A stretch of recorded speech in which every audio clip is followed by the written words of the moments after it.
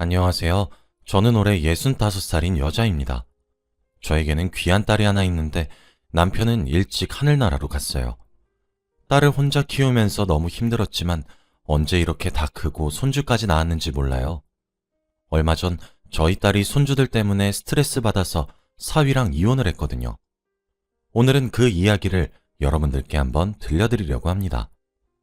저 혼자서 딸을 키워서 그런지 저는 평생을 딸만 보고 살아왔어요. 딸이 행복하면 저도 행복했고, 딸이 슬프면 저도 슬펐죠. 둘이서 평생 같이 살고 싶을 정도였습니다. 결혼을 한다면 돈도 잘 벌고 멋지고 자상한 사위를 들였으면 좋겠다고 생각했죠. 그런데 갑자기 딸이 20대 초반에 결혼을 하겠다고 하는 게 아니겠습니까?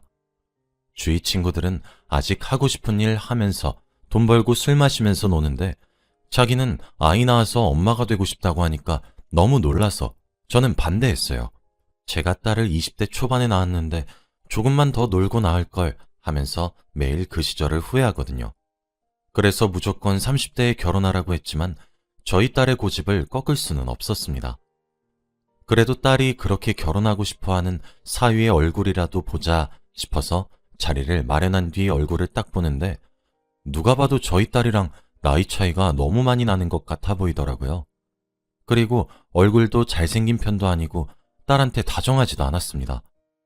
더 놀라운 건 딸과 나이 차이가 정말 많이 났는데 무려 13살이나 났습니다. 30대 중후반인 거죠.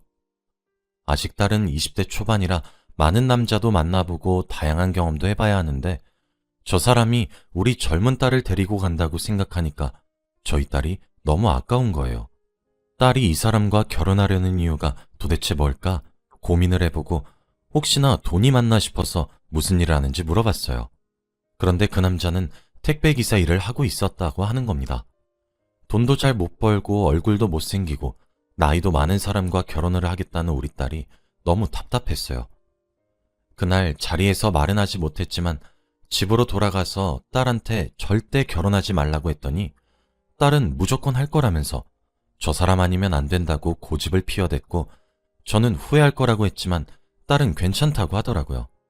정말 그 고집은 누굴 닮았는지 몰라요. 너 결혼하면 나 결혼식 안 가? 그래 오지 마. 요즘 대행 알바가 얼마나 많은데. 어차피 아빠도 없으니까 잘 됐네. 딸은 저한테 못된 말만 하면서 결혼한다고 했죠. 그날 이후로 딸과 저는 아무 말도 하지 않았고 냉전 상태였습니다. 그런데 딸은 막무가내로 임신을 하고 왔고 어쩔 수 없이 결혼을 허락할 수밖에 없는 상황을 만들더라고요. 그래도 아이가 생긴 건 축복이니까 결혼식도 참석하고 그 남자를 사위로 인정했습니다. 딸은 임신 기간 동안 정말 힘들어했어요. 다른 임산부들보다 입덧도 많이 심하고 허리 통증도 몇 배로 심했거든요. 저는 당연히 옆에서 사위가 딸을 도와주고 있을 거라고 생각했는데 사위는 임산부인 아내를 놔두고 외박도 자주 하고 잘 도와주지 않는다고 합니다. 딸이 저렇게 아파하는 모습을 보니까 너무 속상해서 제가 딸의 임신 기간 동안 수발을 다 들었어요. 그리고 첫째를 낳았는데 예쁜 공주님이었습니다. 딸은 출산을 한번 하더니 둘째는 못 낳겠다. 너무 힘들어. 라고 했고 어린 나이에 벌써 아기 엄마가 되었으니 너무 대견하더라고요. 아이를 낳으면 조금 바뀔 줄 알았던 사위는 전혀 바뀌지 않았고 육아에 별로 도움이 되지 않았습니다.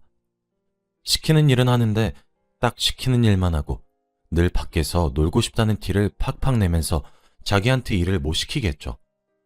딸은 차라리 저런 남편이 있는 것보다 혼자 하는 게 더 속 편하다고 사위를 말리지 않더라고요.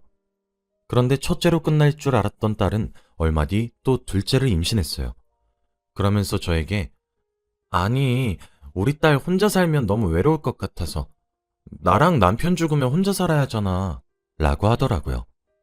저도 늘 저희 딸을 외동으로 키운 입장에서 딸이 혼자인 게 마음에 걸렸었는데 딸은 자기 자식은 절대 외동으로 안 키울 거라며 둘째를 임신하게 되었죠. 딸은 임신도 하고 첫째 육아도 동시에 해야 했기에 처음보다 배로 힘들었고 제가 열심히 도와주었습니다. 사위도 딸이 힘든 걸 알았는지 점점 도와주더라고요. 한 번도 해보지 않아서 어떻게 하는지 잘 모르는 것 같았지만 그래도 노력하는 모습을 보여주는 것만으로도 만족했습니다.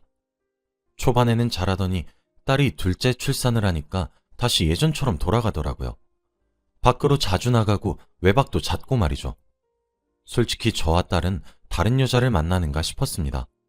정말 아기 아빠가 그렇게 철이 않는 걸 보니까 너무 한심하고 미웠어요.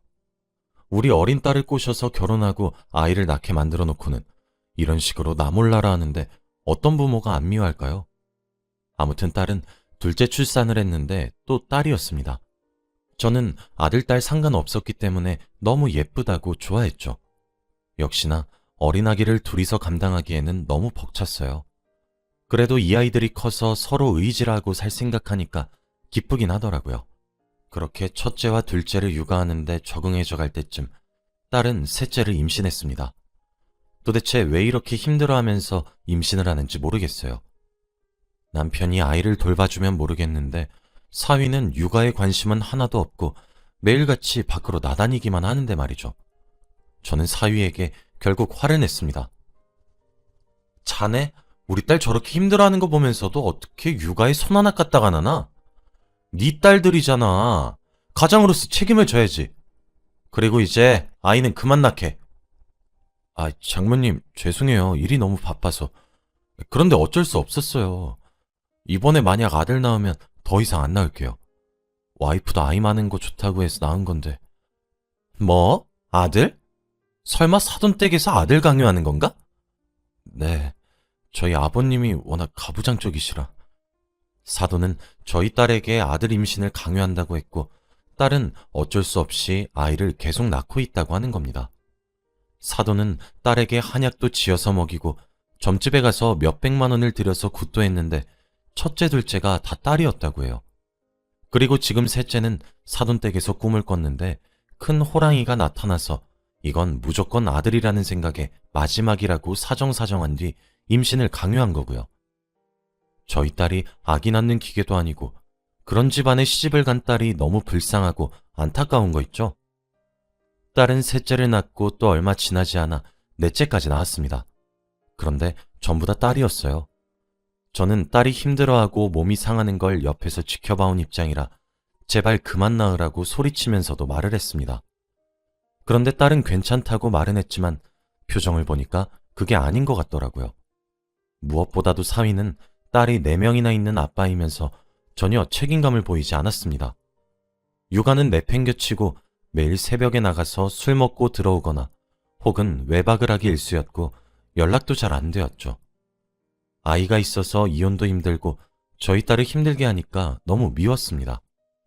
아직 딸은 20대고 사위는 40대인데 놀지도 못하고 그러고 있으니 너무 속상했죠. 그리고 무엇보다도 첫째 손주가 막둥이를 키우고 있는 모습을 보면 그렇게 슬플 수가 없습니다. 첫째 손주는 아빠가 엄마를 도와주지 않는다는 걸 벌써부터 알아서 고사리 같은 손으로 막둥이 젖병을 물려주거나 기저귀를 갈 때 엄마한테 기저귀를 가져다 주는 등 많은 일을 도와줘요. 첫째 손주도 놀이터에서 친구들이랑 놀고 해야 하는데 엄마가 집에서 혼자 동생들을 돌볼 생각에 매일 놀지도 않고 집에 일찍 들어옵니다. 그런 거 보니까 눈물이 너무 났죠. 그런데 사돈의 강요는 멈출 생각이 없더라고요. 계속 딸만 낳으니 이번에 5째를 낳으라고 하는 게 아니겠습니까? 여자 몸은 아기를 한 번만 낳아도 다 망가지는데 5명이나 낳으라니요. 저는 도저히 참을 수 없었습니다. 저는 사위를 찾아가서 그냥 비뇨기과에 가서 수술을 받으라고 했어요. 사돈 몰래 수술을 받고 임신이 안 된다고 하라고 하니까 사위는 화를 내면서 장모님, 이건 남자의 자존심이에요. 어떻게 그런 말을 하세요? 라고 하더라고요. 자존심 이런 건 다 모르겠고 우리 딸이 지금 아기 낳는 기계가 되어가는데 어떤 부모가 옆에서 지켜만 보고 있나? 그리고 자네도 맨날 술 먹고 외박하고 그러는데 우리 딸도 아직 놀 나이야. 20대라고. 양심도 없나? 자네가 애들을 잘 봐주기라도 했어봐. 내가 이런 말 하는가?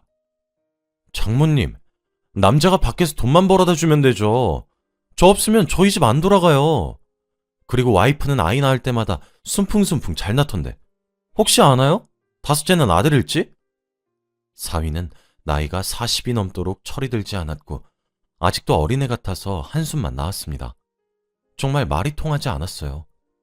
저는 사돈과 이야기를 나누고 싶어서 사위에게 사돈 전화번호를 받고 통화를 했죠. 그런데 사돈은 사위보다 더 말이 안 통했습니다. 이 집안의 내력인가 봐요. 사돈, 집에 남자가 없어서 잘 모르시나 본데요. 아들이 있어야 마음이 든든한 거예요. 딸만 있으면 허전하다고요. 다 며느리하고 아들을 위해서 그런 거라고요. 딸은 소용이 없어요. 대를 이을 수 없지 않습니까? 나중에 다 크고 나서 며느리랑 아들한테 효도도 많이 할 거고요. 어떻게 그런 말을 하죠? 딸만 있으면 허전하다뇨. 저는 평생 딸 하나만 키웠는데 너무 벅차고 저에게 큰 존재였습니다. 사돈은 자신의 뜻을 굽힐 생각이 없어 보였고 저도 그 사람을 설득할 수 없었어요. 돈도 잘 못 벌면서 어떻게 가족들을 다 먹여 살릴런지 답답했죠. 딸은 매일 같은 옷을 입으면서 집에서 나가지도 못하고 갇혀있다시피 살고 있어요. 정말 육아 지옥입니다. 그런데 그런 모습을 제가 옆에서 보고 있는 게 얼마나 마음이 아픈지 몰라요. 저는 오랜 생각 끝에 이혼을 하라고 했지만 딸은 그럴 생각이 없어 보였습니다. 우리 애들은 어떻게 아빠 없는 아이로 자라면 안 돼. 내가 평생을 그렇게 살아봤는데 너무 슬프더라. 그리고 이혼하면 돈은 누가 벌어? 쥐꼬리만 원 월급이라도 돈은 돈이야. 나 저 사람 없으면 아이들 못 키워. 딸은 자신의 인생을 아이들을 키우는 것에 헌신을 하기로 결정한 것 같아요. 저는 힘없는 누느라고 아이 넷을 키우는 딸을 보고 정말 많이 배웠습니다. 이제 힘드니까 다섯째는 절대 안 낳을 줄 알았어요. 근데 그건 제 착각이었습니다. 딸은 결국 다섯째까지 임신을 했거든요. 이번에는 다른 점집으로 가서 돈을 더 많이 주고 구슬했대요. 사돈은 무조건 돈값 해야 한다고 임신을 강요했고 딸은 다섯째 임신이 되었죠. 그런데 딸은 임신을 하면서도 육아를 했고 몸 하나 제대로 가누기도 힘든데 아이 넷까지 감당하려고 하니까 너무 힘들어 보이는 겁니다. 제가 열심히 옆에서 도와줘도 무리였어요. 사위는 도와줄 생각도 없어 보였고 매일매일이 육아 전쟁이었죠. 차라리 저도 아들을 낳아서 이 임신지옥이 끝났으면 좋겠다고 생각을 할 정도였어요.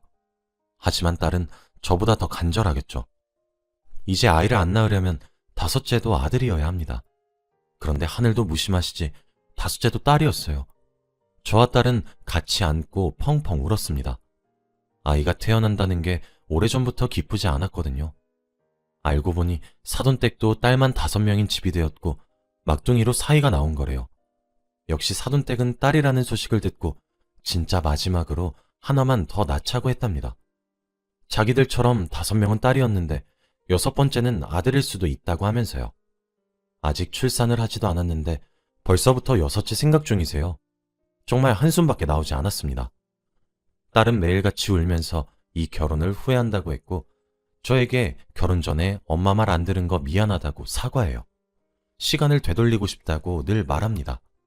아직 어린애가 5명이나 있으니 말이죠. 그런데 다섯째는 예정일보다 조금 더 일찍 나왔어요.